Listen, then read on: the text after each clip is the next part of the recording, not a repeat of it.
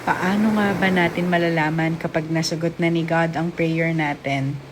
Mga anak, madalas may mga blessings tayong namimiss. Not because God didn't answer them, but because we were too distracted to notice. Gustong gusto ko talagang mag-coffee at basahin yung Bible ko by the beach. Then God brought us to Ilocos. 5 days in a beachfront house. And during that time, burned out ako sa work. So your dad and I were computing the cost to extend pa to escape work.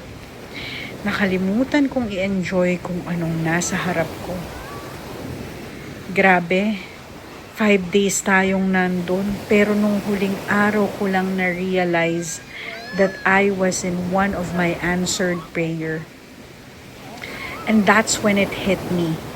Totoo ngang nasa Diyos ang awa at nasa tao ang gawa.